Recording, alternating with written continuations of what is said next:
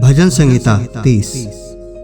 हे यहोवा, मैं तुझे सराहूंगा, क्योंकि तूने मुझे खींचकर निकाला है और मेरे शत्रुओं को मुझ पर आनंद करने नहीं दिया।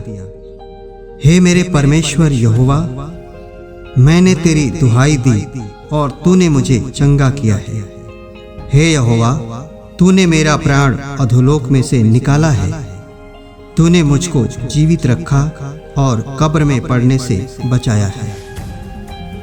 हे यहोवा के भक्तों, उसका भजन गाओ और जिस पवित्र नाम से उसका स्मरण होता है उसका धन्यवाद करो, क्योंकि उसका क्रोध तो क्षण भर का होता है, परंतु उसकी प्रसन्नता जीवन भर की होती है। कदाचित रात को रोना पड़े, परंतु सवेरे आनंद पहुंचेगा।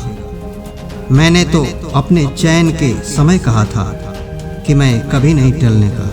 हे यहोवा, अपनी प्रसन्नता से तूने मेरे पहाड़ को दृढ़ और स्थिर किया था।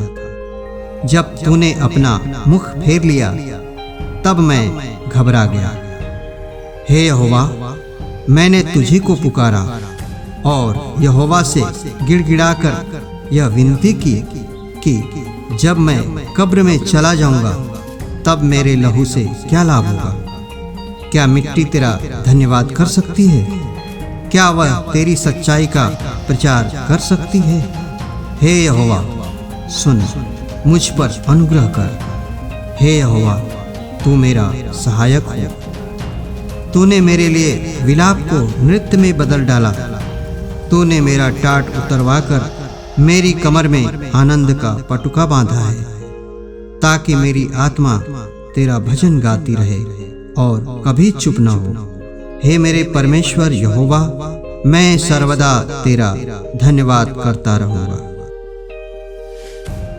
यूहन्ना अध्याय 12 वचन 44 से 50 तक। यीशु के वचन न्याय का आधार। यीशु ने पुकार कर कहा, जो मुझ पर विश्वास करता है वह मुझ पर नहीं वरन मेरे भेजने वाले पर विश्वास करता है, और जो मुझे देखता है वह मेरे भेजने वाले को देखता है।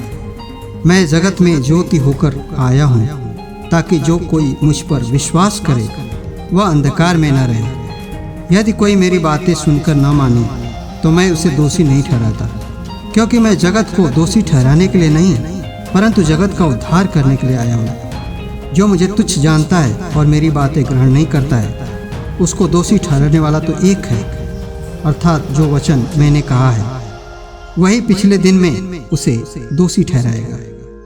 क्योंकि मैंने अपनी ओर से बातें नहीं कही, परंतु पिता जिसने मुझे भेजा है उसी ने मुझे आज्ञा दी है कि क्या क्या कहूँ और क्या क्या बोलूँ, और मैं जानता हूँ कि उसकी आज्ञा अनंत जीवन है। इसलिए मैं जो कुछ बोलता हूँ वह जैसा पिता ने मुझसे कहा है वैसा ही बोलता हूँ।